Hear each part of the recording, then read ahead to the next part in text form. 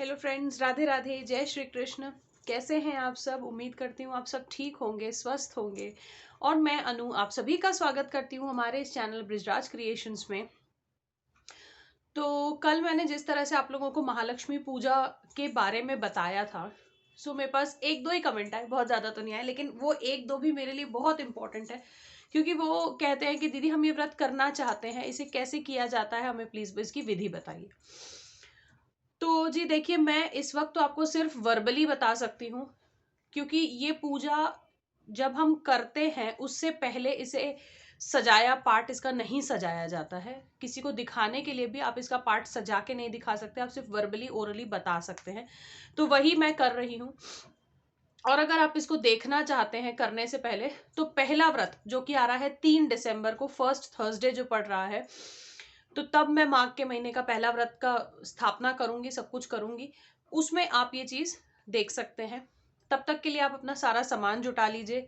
सारी चीजें जो मैंने कल दिखाई थी उसे आप लिख कर ले जाइए, मार्केट में आप सामान ले लीजिए। बाकी बात रही माता रानी के फेस की, मुखौटे की, तो मुखौटे का लिंक जो है मैं डिस्क्रिप्शन बॉक्स में डाल दूंगी। अगर आप महाराष्ट्र में रहते हैं तो आपको इजीली मिल जाएगा ये, तो आप ले सकते हैं। और अगर आप नॉर्दर्न साइड में कहीं हैं और ये व्रत करना चाहते हैं तो आप अमेजोन से ऑर्डर कर सकते हैं। तो मैं उनका लिंक जो है मुखौटे का वो मैं इसमें ऐड कर दूंगी। सबसे पहली बात कि ये व्रत का मंडप कैसे सजाया जाता है। मंडप नहीं होता है, इसे पाट कहते हैं या पटरा कहते हैं। पटरा कैसे सजाया जाता है। इसमें आपको सबसे पहले जरूरत होगी कच्चे चावल, पीले चावल जो होते हैं। और पीले चावल जरूरी नहीं है आप भिगो के उसमें हल्दी मिला के कलर मिला के वैसे करें, कोई ऐसी जरूरी नहीं है चीजें। आप नॉर्मली जो आपके घर में चावल यूज होते हैं, लेकिन साफ होने चाहिए वो। एकदम साफ हाथ से आप वो एक मुट्ठी चावल लेंगे, चावल में हल्दी पाउडर जो है उसे मिला के थोड़ा सा इस तरीके से बस मिक्स कर लेंगे, ताकि वो चावल पीले हो जाए। सफेद चावल पूजा में नहीं रखे जाते हैं। पीले चावल आप नीचे जो है आसन रेड कलर का या किसी भी साफ सुथरा एक आसन बिछाएंगे। उसके ऊपर आप एक मुट्ठी पीले चावल रखेंगे, चावल को अच्छे से स्प्रेड करेंगे। उसके बाद उसके ऊपर आप कलसा रखेंगे।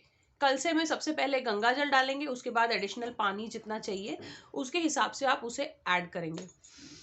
उसके बाद कलसे में आप 5 अलग पेड़ के पत्ते डालेंगे, एक एक पत्ता 5 पेड़ का। अगर 5 पेड़ के पत्ते आपको मिलना पॉसिबल नहीं है तो आप आम के पत्तों का भी यूज कर सकते हैं। 5 अलग पेड़ के पत्ते डाले जाते हैं। उसके बाद कलसे के चारों तरफ, मतलब पूरे गोलाई में, एक उंगली में हल्दी, एक उंगली में कुमकुम से ऐसे सीधी सीधी गीला करके उसे सीधी सीधी रेखाएं बनाई जाती हैं, सजाया जाता है। बेसिकली कलसे को सजाया जाता है। लेकिन अगर आप इस तरीके से, जैसा मैंने डेकोरेटेड कलसा लिया है, आप अगर ऐसा लेते हैं तो आप किसी एक तरफ पे सिर्फ स्वस्तिक बना सकते हैं। उसके बाद आप उसमें 5 अलग पेड़ के पत्ते लगाएंगे। जैसे हम लोग कलश स्थापना करते हैं, हम पान के पत्ते या केले के पत्ते आम के पत्ते लगाते हैं, उसी तरीके से आप उसमें पत्ते लगाएंगे और ऊपर नारियल बिठा देंगे। नारियल बिठाने से पहले ही, कलसे में पानी भरने के पहले ही, आपको जो भी कपड़ा पहनाना है, ज्वेलरी पहनानी है, जो भी पहनाना है वो सब आप पहले पहना देंगे। उसके बाद पत्ते लगा के ऊपर नारियल बैठाएंगे, नारियल बैठा के ऊपर मुखौटा आप लगाएंगे। तो जो बालों की और इन सब की चीजें हैं वो आप मुखौटा लगाने के बाद करेंगे, लेकिन कपड़ा, गहना, ज्वेलरी जो भी आपको करना है वो सब आप पहले तैयारी कर लेंगे। उसके बाद जैसे ही माता रानी का स्वरूप बन गया, उनके लेफ्ट हैंड साइड पे जो है एक पान का पत्ता, उसके ऊपर आप छोटे से, अगर आपके पास छोटे से विग्रह गणेश जी के हैं तो गणेश जी, नहीं तो जो सबसे प्योरेस्ट फॉर्म होता है गणेश जी का, जो कि है सुपारी। तो इस तरह की सुपारी जो होती है पूजा की दुकान में आपको आराम से मिल जाएगी।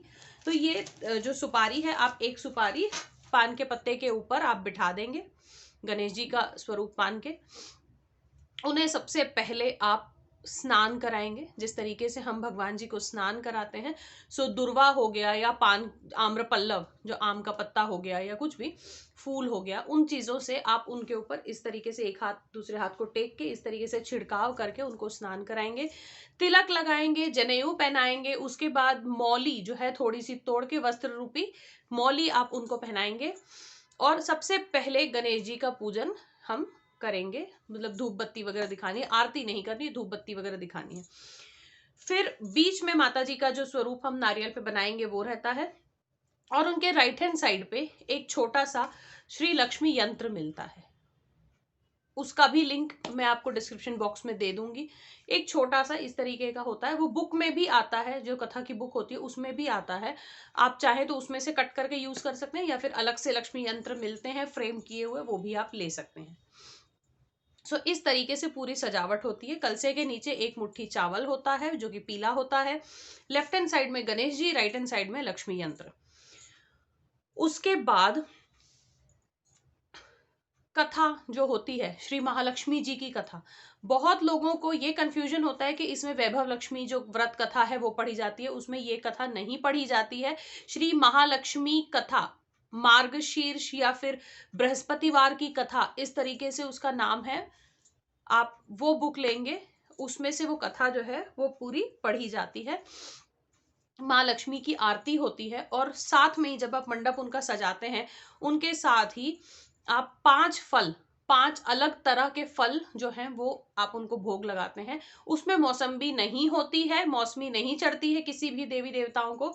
मौसमी छोड़ के आप कोई भी 5 फल का भोग लगा सकते हैं। और साथ में होता है दूध, कच्चा दूध रखा जाता है।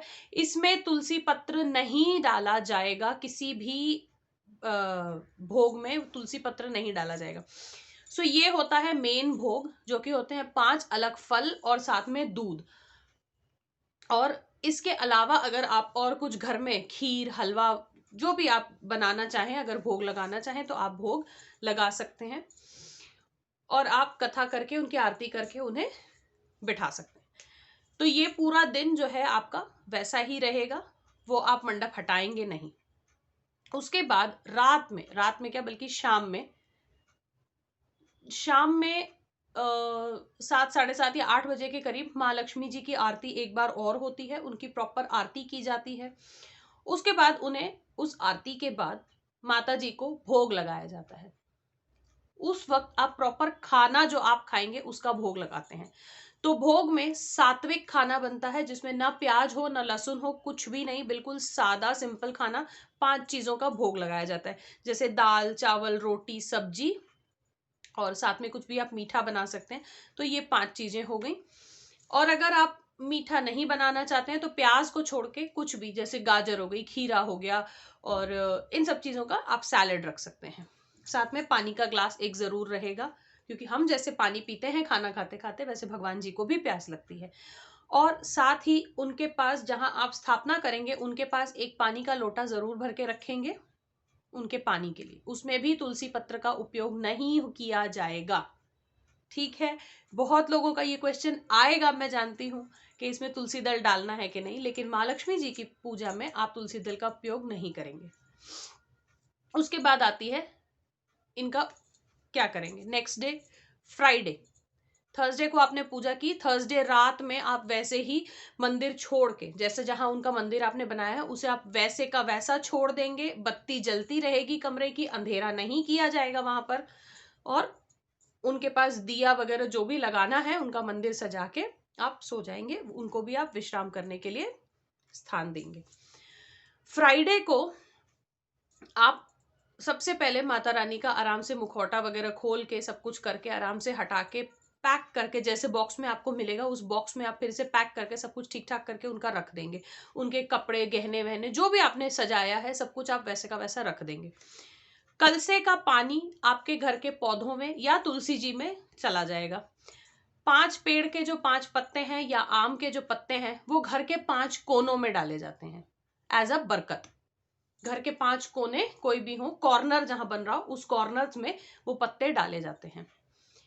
और नारियल आप वैसा का वैसा प्रिजर्व करेंगे, क्योंकि इस साल 5 व्रत पड़ रहे हैं, 5 थर्सडेज पड़ रहे हैं, तो 5 थर्सडेज में एक ही नारियल यूज किया जाएगा। बार बार आप नारियल नया नहीं लाएंगे, एक ही नारियल 5 थर्सडेज यूज होगा। फिर लक्ष्मी यंत्र आप रख देंगे, वो गणेश जी जो सुपारी रूपी गणेश जी, उनके जनेऊ सब कुछ आप वैसे रख देंगे, सिर्फ पान का पत्ता उसमें से आप हटा देंगे। पान का पत्ता अगले थर्सडे में नया आएगा। और जो चावल है आसन के ऊपर, वो आसन में चावल आप बीच में करके आसन के साथ लपेट के वैसे रख देंगे। 5 के 5 थर्सडे वही चावल यूज होगा। और उसके बाद जो है इसी तरीके से आप सारे थर्सडेज का व्रत करेंगे, माता रानी का श्रृंगार करेंगे, सजाएंगे, पूजा करेंगे, भोग लगाएंगे, सब कुछ करेंगे। और जो दूध है वो नेक्स्ट डे तक खराब हो जाता है, सो दूध आप यूज, अगर खराब नहीं हुआ है तो आप उसे एज अ प्रसाद यूज कर सकते हैं। अगर खराब हो जाता है तो आप पेड़ में डाल दें उसे, पेड़ में या बहते पानी में आप उसे दूध को डाल दें। और बात आती है व्रत के उद्यापन की, अब कि उद्यापन कैसे किया जाए, क्योंकि जब भी आप कोई व्रत पूजा पाठ करते हैं तो उस चीज का प्रॉपर उद्यापन होना जरूरी है। तो जैसे इस बार मैंने बताया आपको कि 5 थर्सडेज पड़ रहे हैं, 5 थर्सडेज आप इसी तरीके से पूरा पूजा पाठ करेंगे। तो जो लास्ट का थर्सडे होगा, जो 5th डे होगा पूजा का, मतलब 5th थर्सडे होगा, उस दिन आप पूजा वगैरह सब कुछ इसी तरीके से करेंगे। लेकिन शाम में माता जी की आरती करने से पहले, वैसे तो ये होता है कि आरती में सबको बुलाया जाता है, लेकिन अभी कोविड की वजह से कोई भी नहीं आएगा, इसीलिए आरती करने से पहले या आरती करने के बाद आप 5 सुहागन, 5 मिल जाए या 7 मिल जाए, जिस भी तरीके से 5 सुहागन या 7 सुहागन या 5, जैसे हम लोग कन्या पूजन में कन्याओं को बुलाते हैं, तो 5 कन्याएं या 7 कन्याएं आप बुलाएंगे घर में, उन्हें कुछ भी मिठाई खिलाएंगे, ठीक है।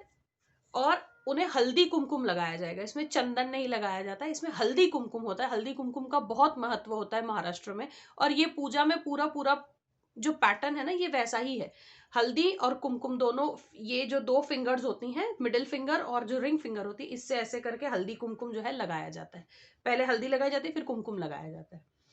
और वो लोग यहाँ लगाते हैं, हम लोग तो ऊपर लगाते हैं, महाराष्ट्र लोग नीचे लगाते हैं। तो उसकी खूबसूरती, हल्दी कुमकुम जब चेहरे पे लगता है ना, उसकी खूबसूरती बहुत अलग निखर के आती है। कभी आप ऐसे ही अपने साथ भी ट्राई करके देखिएगा, थोड़ी सी हल्दी थोड़ा सा कुमकुम लगा के।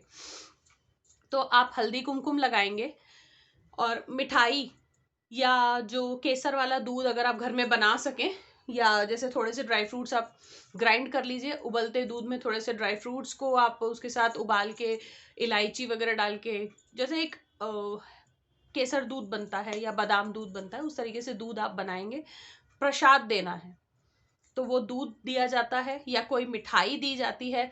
साथ में आप हल्दी कुमकुम लगाएंगे।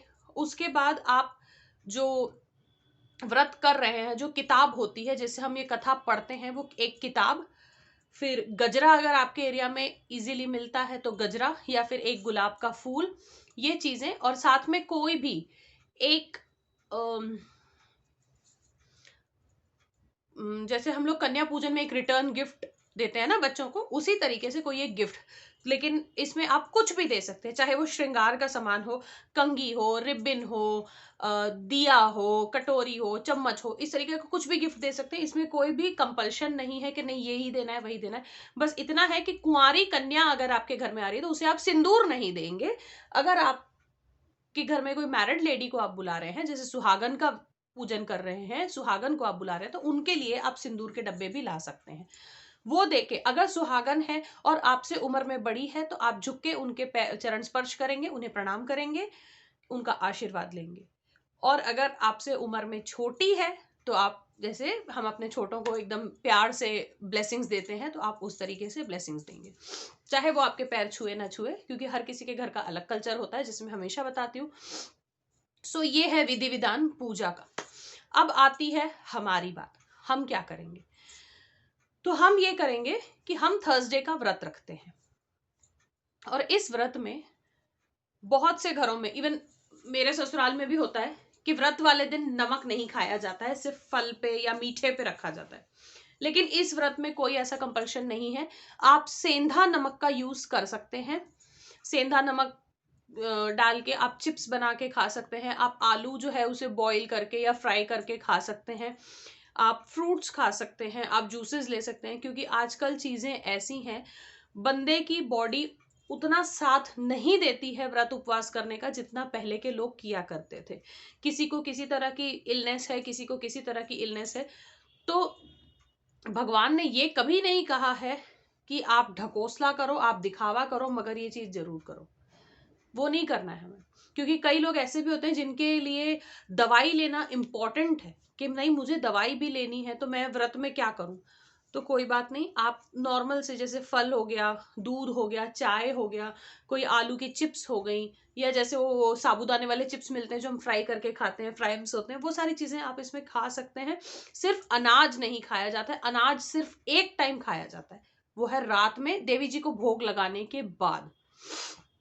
देवी जी को जब भोग लगेगा, उस थाली में से थोड़ा थोड़ा सब लोग, जैसे दाल चावल रोटी सब्जी जो भी हो गया, थोड़ा थोड़ा थोड़ा थोड़ा सब लोगों की थाली में आपको परोसना है। वो प्रसाद सबने खाना है घर में। और अगर कोई नहीं ये करता ना कि नहीं मैं नहीं खाऊंगा, मैं नहीं करूंगा, तो इस सबसे बेस्ट काम है, चावल के भगोने में चावल निकाल दीजिए, दाल के इसमें बर्तन में दाल निकाल दीजिए और उसको मिक्स कर दीजिए, सबके मुंह में अपने आप प्रसाद चला जाएगा। क्योंकि बहुत लोगों को मैंने ऐसे देखा है कि प्रसाद के नाम से वो लोग दूर हो जाते हैं, प्रसाद नहीं खाना चाहते हैं। सो इस तरीके से जो है आप प्रसाद सबके मुंह में पड़ जाए वो तरीका आप कर सकते हैं। जिस तरीके से मैं कान्हा जी को सुबह दूध का भोग लगाती हूँ, मैं दूध के बर्तन में वो दूध पलट देती हूँ, तो वो सबको मिल जाता है प्रसाद हमारे घर में फिर। तो ये इस तरीके से किया जा सकता है। खाने पीने की बात मैंने आपको बता दी। और रही बात कि व्रत कैसे खोलें, व्रत खोलने के लिए आप पहले भगवान जी को भोग लगाएंगे, और उसके बाद आप एक बार रात में एक बार एक जगह बैठ के खाना खाते हैं। ये नहीं कि कोई आया तो मैं उठ के वहां चली गई, कोई बुला रहा है तो मैं उठ के वहां चली गई फिर बैठ के खा लूंगी, या एक बार खा लिया व्रत खोल लिया तो 4 बार मैं खा सकती हूँ, वो काम नहीं करना है। एक बार एक जगह बैठ के हम खाना खाएंगे। वो बैंक वाला आ रहा है। हाँ जी, तो एक बार एक जगह बैठ के हम पूरा खाना खाएंगे, चाहे हमें मिठाई खानी है, पानी तो चलिए, पानी तो आप पूरा दिन पी सकते हैं, पानी की कोई बंदिश नहीं है। पानी, चाय, दूध, लस्सी, कॉफी जो आपको पीना है आप पी सकते हैं। वैसे कॉफी व्रत के दिन नहीं पी जाती क्योंकि कॉफी अनाज में आती है। तो इस तरीके से है, एक बार बैठेंगे एक जगह बैठेंगे, जितना खाना है जो खाना है आप एक जगह बैठ के खाएंगे। एक पर्सन को, चाहे आपके घर के छोटे बड़े कोई बच्चे हों या आपका जॉइंट फैमिली है, आपकी कोई फैमिली में मेंबर हो, उनको आप बता दीजिए कि भाई मुझे एक जगह एक बैठ के खाना है। या तो आप सबसे लास्ट में बैठ जाइए कि कोई आपको सर्व करने के लिए सेकंड सर्विंग्स या कुछ देने के लिए आपके पास अवेलेबल हो, या आप सबसे पहले बैठ के खा लीजिए ताकि कोई ना कोई फ्री हो आपको देख सके।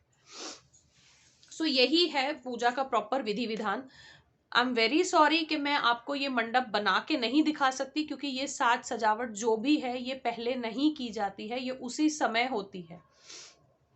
तो फिर भी अगर आपके मन में कोई क्वेश्चंस हैं, कोई चीज अगर आप ये व्रत करना चाहते हैं, विधि विधान से समझना चाहते हैं, और भी कोई क्वेश्चंस है तो मुझे कमेंट कर दीजिएगा, मैं आपके कमेंट बॉक्स में रिप्लाई कर दूंगी कि और क्या चीजें हैं। क्योंकि बताया मैंने जल्दी जल्दी में है, एक बार आदमी देख लेता है तो ज्यादा क्लियर हो जाती हैं चीजें। और अगर आप करना चाहते हैं, मीनवाइल आप अपना सामान इकट्ठा कर लीजिए। और फर्स्ट जो मैं पूजा करूंगी 3 दिसंबर को, वो मैं पूरा का पूरा शूट करूंगी। कथा में शायद नहीं भी शूट कर पाऊं, क्योंकि पूजा के बीच में मुझे किसी भी तरह का कोई डिस्टर्बेंस नहीं पसंद है। लेकिन जो मैं साज सजावट करूंगी माता जी की, जो मैं उनका पार्ट सजाऊंगी, वो मैं आपको पूरा दिखा दूंगी कि किस तरीके से उनकी चीजें रखी जाती हैं, किस तरीके से उनकी सजावट की जाती है। सो अभी के लिए मैं आपसे लेती हूँ विदा, अगले वीडियो में जल्दी मिलूंगी। राधे राधे।